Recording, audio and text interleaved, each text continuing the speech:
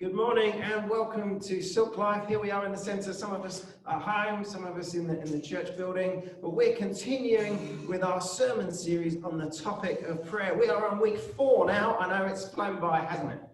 Week 1, we began by recognising that we are children of God and that talking to the Father is part of the package, part of our inheritance as children of God.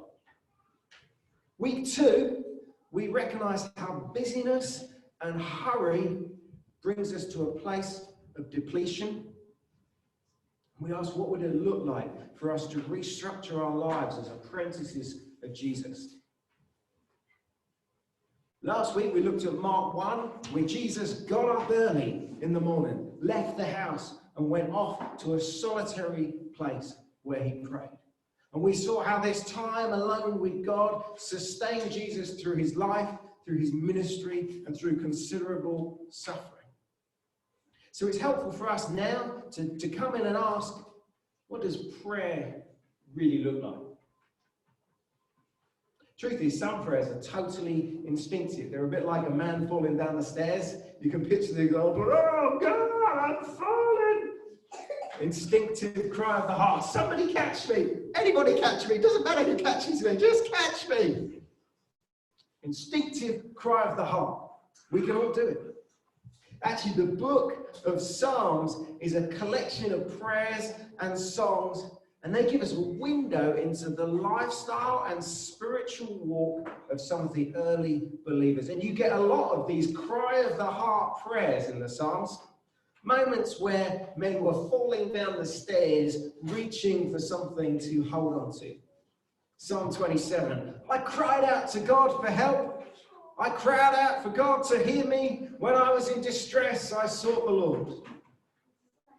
Some of the prayers in the Psalms are not very cultured, not sophisticated, pretty real and pretty gritty. Psalm 13, how long, O Lord, will you forget me? The honesty of these prayers, actually it's a sign of the authenticity of the Bible. If you were going to start a world religion, if you were going to start a movement on Twitter, and you wanted to convince the world to join your cause, you probably wouldn't start with these vulnerable messages. Nothing is cleaned up for the public here. It is an enormous gift for us though, because there's a permission here to have real emotions and bring those real emotions to God. Psalm 62 instructs us, pour out your heart to him because God is our refuge. Some people that you share life with might say the Bible is out of date and irrelevant. But I would push back and say emotions, they don't go out of fashion. They don't expire. And the outpouring of emotions within the Psalms, it's an incredible point of relevance to every culture around the globe, even thousands of years later. We can have a notion that prayer is hard work, but in truth, I think the cry of heart comes if you let it. I would encourage you not to do image management in your prayer life. You aren't there to impress God. You're there to connect with him, and in truth, he knows what you need before you even ask him. He knows your greatest failures and anxieties. He knows your hopes and your dreams. He knows where you stuffed up, and he knows your greatest achievements. Addressing that is rather a nonsense. Prayer is not a PR exercise with God or anyone else. In fact, quite the opposite. When the disciples asked Jesus to teach them how to pray, he had some pretty stern words for the religious performers. Those guys who used to stand on the side of the road babbling spiritual mumbo-jumbo for the passers-by to watch. He told them in Matthew 6, be careful not to practice your righteousness in front of others, just to be seen by them. If you do, you'll have had no reward from your Father in heaven. When you pray, don't be like the hypocrites, for they love to pray standing in the synagogues and on the street corners to be seen by others. Truly, I tell you, they've received their reward in full. You might think Jesus is being rude at this point, but really, he's just telling the truth because that's what they wanted. They wanted other people to see how super holy they were. But then Jesus Continues. He gives us the flip side. Go into your room, close the door, pray to your Father who is unseen. Then your Father who sees what is done in secret will reward you. And when you pray, don't keep on babbling like the pagans, for they think they've heard because of their many words. You don't need to be like them, for your Father knows what you need before you ask him. Jesus isn't saying you can't pray when someone else is there. We do that all the time. I've already done it this morning. He's saying prayer is not a performance, even if other people are there. It isn't lines you rehearse. It isn't a nonsense barrel of super spiritual jargon. Volume, length, or vocab do not seem to be important to Jesus. But there is a clue in verse 8 of what is important. Your Father knows what you need before you ask him. So your emotions will never shock him. You're coming to your Father. Your Father has a pretty good idea of what is good for you and what you need. Just picture your local park, okay? You've either been there recently or you've been there a bit once sometime. In the play area, there's a small boy. He falls from the monkey bars. His knee hits the ground. He cuts his knee and he's bleeding. He cries. He turns to look for his father and runs to his father. It's a sad scene. But it would be a tragic scene if the father was somewhat oblivious and began to inspect the boy to find out what could possibly be the source of his tears. Began to look in his ears and up his nose and check his eyes and his tonsils. Began to kind of look under his armpits or turn around for some other adult that might have some understanding of what could possibly be the problem for this small child. No. See, the father was attentive. See, he saw the boy slip, and he saw the boy hit the floor, and he saw the boy cut his knee, and he saw the boy start to cry, and he saw the boy get up and look for him, and he saw the boy journey towards him. He knows what the problem was. He knows what the boy needs. He knows the potential risk of infection, and he knows that the pain will pass in due course. And he knows that there will be a scab that the boy will want to pick that the father will need to tell him not to pick, because it will never recover if you pick your scabs. True story. But it would be nonsense for the boy to turn to the father and make up a story. It would be nonsense for the boy in order to try and get the father's attention to go and say, I've got a brain injury. It would be nonsense for the boy to pretend there was no injury at all. I'm okay. It would be nonsense for the boy to point out somebody else's injury and say, actually, their injury is more serious and requires your attention more than mine. No, the boy runs to the father because he has a boo-boo. There is no need for performance, rehearsed lines, or false modesty. The need is obvious. The father sees the need and knows how to respond. And so it is with your prayers. God sees your needs before you ask him.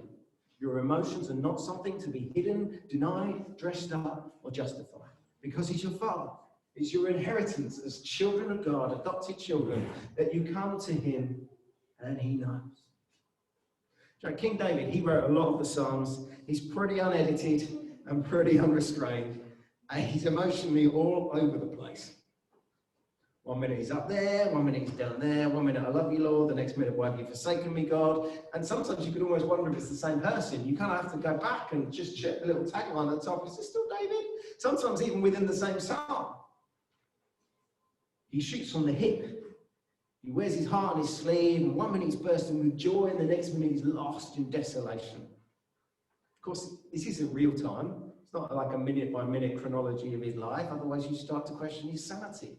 But the Psalms, they are a helpful record of the range of emotions a typical person goes through as they walk through life. Anyone ever tells you that men don't do emotions, point them to the Psalms. There he is. The guy's seriously in touch with his emotions. Psalm 4, you filled my heart with greater joy. Psalm 6, my soul is in anguish. Psalm 36, how priceless is the unfailing love. Psalm 55, the terrors of death assail me. If you want to see real, authentic faith, read David's Psalms of confession. Psalm 38, my guilt has overwhelmed me, like a burden too heavy to bear. My wounds fester and are loathsome because of my sinful folly. I am bowed down and brought very low. All day long I go about mourning. My back is filled with searing pain. There is no health in my body. I'm feeble and utterly crushed. I groan in anguish of heart. All my longings lie open before you, Lord. My sighing is not hidden from you. My heart pounds. My strength fails me. Even the light has gone from my eyes. David would have been completely at home as a lead singer in a grunge indie band in the 90s. He makes Radiohead look positively chirpy. At points, the humility fades, and David is strained to an uncomfortable state of agitation, even calling down judgment on his enemies. The righteous will be glad when they are revenged, he says in Psalm 58. It's uncomfortable, but it's authentic. Truth is, people did some pretty shocking things to David and his family, and he had every right to be fuming. And we have the privilege of reading his Psalms to remind us in those moments that where we're wronged, where we're furious, we don't need to dress it up before God. He can handle the eruption of your fury.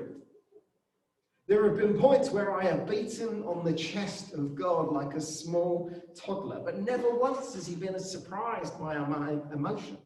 Never once has he loved me less because of it, because he is my loving Father and he knows what I need before I ask him. David isn't embarrassed by the real world.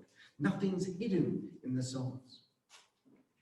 Truth is, I think you probably couldn't get away with being like this in most churches. We're a bit too sanitized. He seems grumpy, reckless, maybe even faithless at points. Definitely not leadership material, would you agree?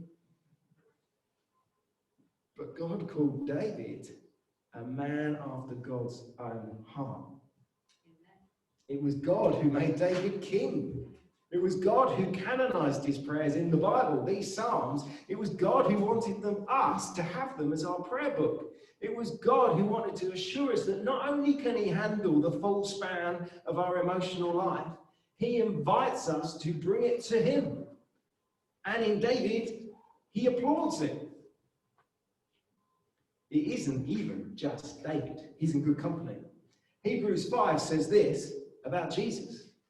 During the days of Jesus' life on earth, he offered up prayers and petitions with loud cries and tears to the one who could save him from death. I wonder, when was the last time you cried loud and furious in prayer? When was the last time you just sat and wept with God? Do you know, I think some of the best prayers are prayed through tears. I'm not saying fake it, because that would be a nonsense, but I'm saying when the time comes, whatever the trauma, walk it through with Jesus in prayer. You know, as I read the Psalms and I read the prayers of Jesus, sometimes I feel a bit silly. My prayer life must feel so careful, so tentative. Warped your mind, picking my words so carefully lest I offend him, lest God might be a little bit wounded by my overflow of presumption. We don't need to shield God from what's inside us. There is an inner world inside of me that sometimes is a bit murky, but I have to learn to process it with God. Picture an iceberg. They say only 10% of the iceberg is visible above the water, that 90% sits invisible under the water. But if you're in a boat, it's the 90% under the water that will sink you. I think too often our prayer lives only address the 10% above the water that we think is socially acceptable, but there's a range of consciousness, there's a 90% under the water that is submerged, that if ignored, will be the thing that sinks you. If ignored, will be destructive. If ignored, will be what festers away. And actually, I think there's an invitation from God to get real about the 90% that is under the water, that we don't hide ourselves from God. We explore who we really are with him. It's surely got to be the only way to have a healthy spirituality where there is a transparency with God about that 90% under the water. And it's not just the negative emotions either. We sanitize our own happiness. Psalm 47 says, clap your hands, shout to God with cries of joy. Psalm 71 says, my lips shout with joy. Psalm 95 says, let us shout aloud to the rock of our salvation. Footballers show us how to do this, even grassroots footballers. When they score a goal, they go absolutely mad. There's a temporary loss of sanity and inhibition. They're like ripping off their shirts, jumping over barriers, jumping into crowds. There's a complete release of emotion. I used to play competitive football, and occasionally, once every 3 or 4 years, I'd score a goal, and you saw a different side to me that came out of nowhere. That suddenly wasn't wondering about what people might think, that had a liberty to run 7 times around the pitch with my shirt above my head. But I'd never done that in this room. But when life turns good, you don't need to mute your joy. Actually, some of the most spiritual people I know are those that manage to find thankfulness and joy in all circumstances. Jo's gran was a remarkable lady for this. She would sit in Cornwall with the rain lashing down, and she'd look out the window and say, it's brightening up. Or it's clearing over the horizon. Every time we did something that we had done 1,000,000 times before, it would be the best time we'd done it. The Bible actually says we enter the presence of God through the pathway of thanksgiving. So it's really important that we exercise a muscle of thanksgiving so that we don't miss out, that we enter his courts through thanksgiving and praise. Live life like you just scored a World Cup final winner. Ian Bound says the entire man must pray. The whole man. Life, heart, temper, mind. It takes a whole heart to do effectual praying. Men, do you hear that? It takes the whole man to pray. Not just your head, not just your vocabulary, the range of emotions, the 90% under the water. Here's a thought. We'll use anxiety for an example. Could it be that the things you worry about, that burden your heart, that make you anxious, are actually engine warning lights calling you to prayer? Picture the scene, you're driving along in your car and the petrol light comes on. I need some fuel. The oil light comes on. This engine needs some lubricant or it is going to break. The service light comes on. You've gone a while since your last checkup. There's some routine maintenance that is overdue and you need to book in. Anxiety, could it be a warning light for a defective prayer cable? Stress, a warning light for self-sufficiency overheating the engine. Strained relationships and fractiousness in the household, a warning light of pride or unforgiveness, resentment seeping into the engine. I need a service. So Adam and Eve, they were in unbroken fellowship with God. Continuous prayer was normal. They sought independence from God. They stopped walking with God in the cool of the day. They hid. They covered themselves. The prayer link was broken. Their desire to hide, to blame each other, to cover up. They were warning lights flashing up all over the place. But instead they hid rather than reconnecting to God. We need to get back to a place of dependence and relationship with the Father. We become anxious when we take a God-like stance. Jesus did not seek independence from the Father, did he?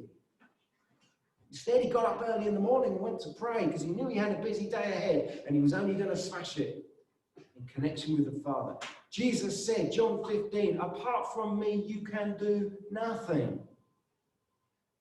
Not apart from me, you might find it tougher. Not apart from me, you might feel a little bit out of sorts. Not apart from me, you might need to try a little bit harder. No, apart from me, you can do nothing. You might say, but I'm not anxious, I'm not worried, I've got it. And that may be true. I think actually for some of us, there's something else going on. The quiet grind of life means that we've got a bit numb. And you can't really even feel it anymore. I don't know if any of you know about gate control theory of pain.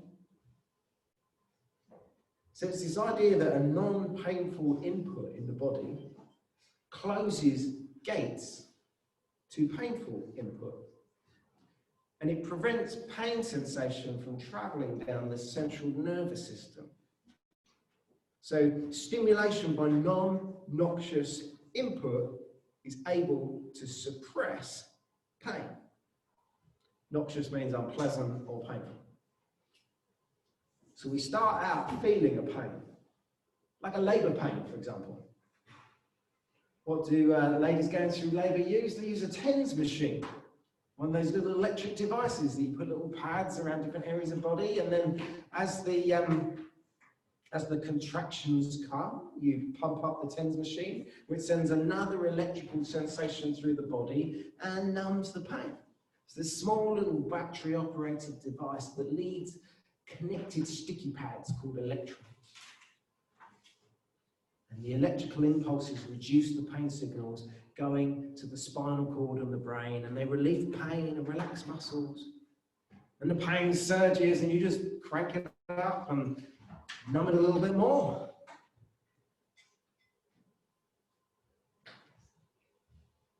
We've developed a world of devices to numb the real world.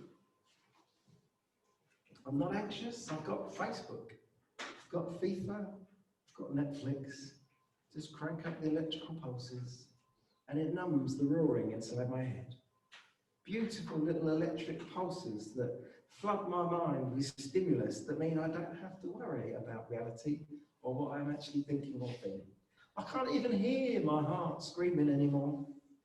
Thundering great contractions every 10 minutes and my innards convulsing, trying to push this baby out, spasm after spasm, but I can't even feel it. My spirit yearning for God, yearning for something more, yearning for life worth living, yearning for God, and yet just whap up the electric stimulus and numb those nagging thoughts that there might be something more and just kick on back, crack open some Pringles, and if that isn't enough, well, maybe a bit of gas and air will help as well. Maybe a little bit of alcohol, maybe a little bit of sexual relations, maybe something online, maybe drugs, maybe gambling. Just numb the cravings in my heart, just make the pain stop. It doesn't have to be that pathway. Your heart can become a prayer factory because you're dependent on God. Do you know the Samaritan woman? She had no water. The official son had no help. The crippled man by the pool had no help to get to water. The crowd had no bread. The blind man had no sight. Lazarus had no life. Helpless, the lot of them. And you're no different. And apart from Jesus, you can do nothing. You needed God 10 minutes ago. You need him now, and you're going to need him this afternoon. So we must stop hunting for the perfect spiritual state to lift us above the chaos.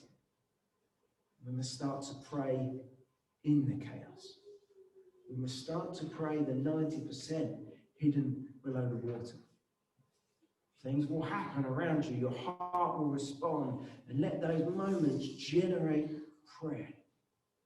Anxiety, a pressure deadline, a sleepless night, unruly children, not in this church.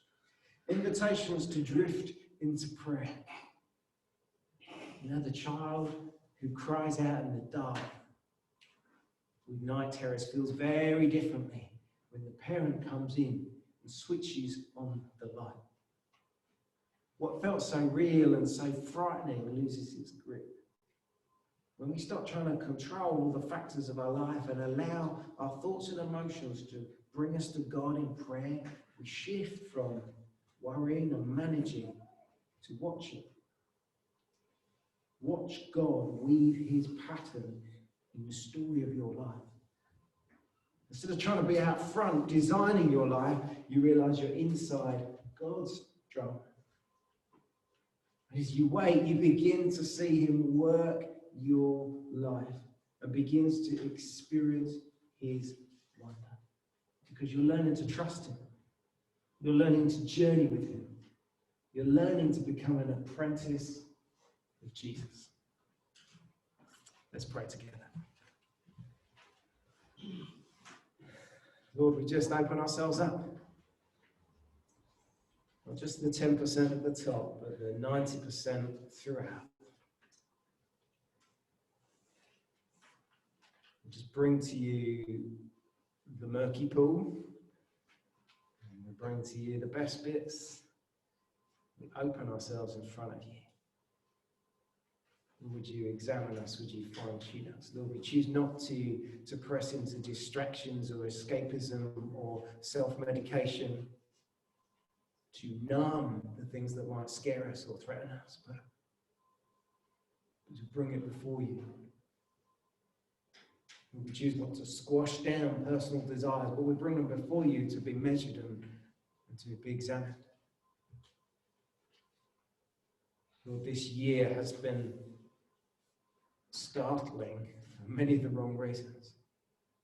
Lord, all our thoughts and feelings that go with that, we bring them before you, and would you work through them? We give you permission to be at work in our hearts and minds, God. Lord, we want to be whole life disciples, not veneer Christianity, but whole life disciples, walking through every season of life with you. Amen. Well, we thank you so much, those of you that are plugging in online through YouTube or Facebook. We thank you for joining us, and feel free to get in touch. We'd love to hear from you. And we will be continuing with week 5 next week. See you again.